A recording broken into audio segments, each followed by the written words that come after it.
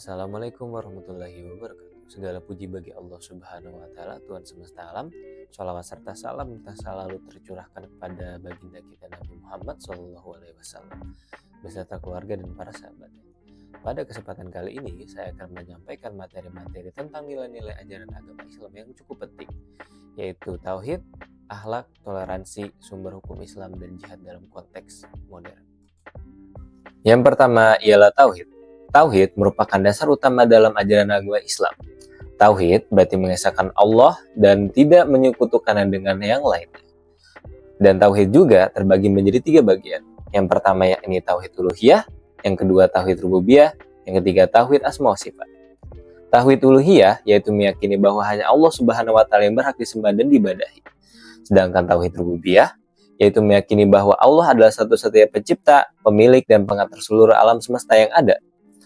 Yang ketiga adalah tauhid asma wa sifat yang berarti meyakini dan menetapkan nama-nama serta sifat-sifat Allah sebagaimana yang disebutkan dalam Al-Quran dan hadis tanpa menambah atau mengurangi yang ada di dalam Al-Quran dan hadis. Sebagaimana firman Allah dalam surah Al-Baqarah ayat 286 yang berbunyi, La yukallifullahu nafsan illa wus'aha, yang artinya Allah tidak membebani seseorang melainkan sesuai dengan kesanggupannya. Ayat ini mengajarkan bahwa setiap cobaan yang Allah berikan sesuai dengan kemampuan kita. Dengan memahami tauhid secara benar, seorang muslim akan menjadi pribadi yang kuat, sabar, dan selalu bertawakal kepada Allah apapun kesulitan yang ada. Yang kedua adalah akhlak. Akhlak mulia merupakan cerminan dari keimanan seseorang. Dengan akhlak yang baik, seseorang akan dihormati dan menciptakan lingkungan sosial yang damai. Rasulullah SAW bersabda dalam hadis riwayat Muslim, Inna min ahibbakum ilayya wa aqrabikum minni majlisan yaumal qiyamati ahasinakum akhlaqo. Artinya, sesungguhnya orang yang paling aku cintai dan paling dekat denganku di hari kiamat adalah orang yang paling baik akhlaknya. Contoh penerapan akhlak antara lain bersikap jujur, rendah hati, menghormati guru dan orang tua, serta tidak mudah marah. Dengan akhlak yang baik, seseorang bukan hanya disukai manusia, tapi juga insya Allah dicintai oleh Allah Subhanahu wa Ta'ala. Yang ketiga yakni toleransi. Islam mengajarkan agar umatnya hidup damai di tengah perbedaan. Toleransi bukan berarti mencampur adukan ajaran agama, melainkan menghormati hak dan keyakinan orang lain. Sebagaimana firman Allah Subhanahu wa Ta'ala dalam surat Al-Kafirun ayat 6 yang berbunyi, Lakum dinukum waliyadin, yang artinya bagimu agamamu dan bagiku agamaku. Ayat ini menegaskan bahwa Islam menjunjung tinggi kebebasan beragama dan menolak pemaksaan dalam keyakinan.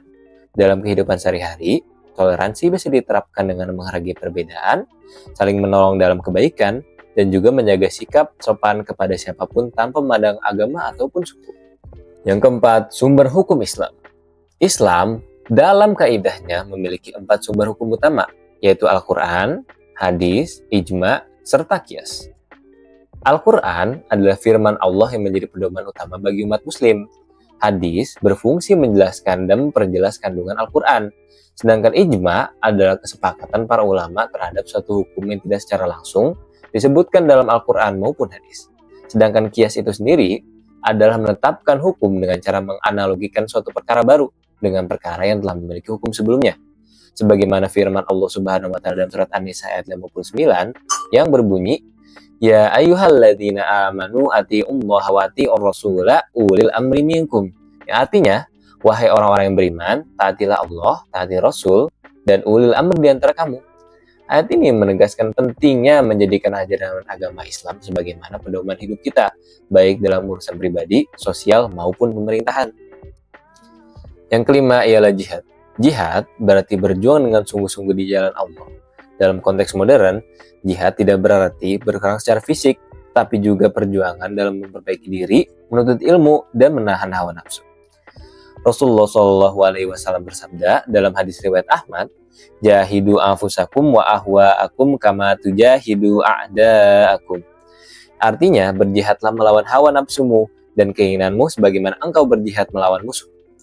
Dalam kehidupan sehari-hari, jihad bisa dilakukan dengan belajar sungguh-sungguh, bekerja dengan jujur, berbakti kepada orang tua, dan berusaha menjauhi maksiat.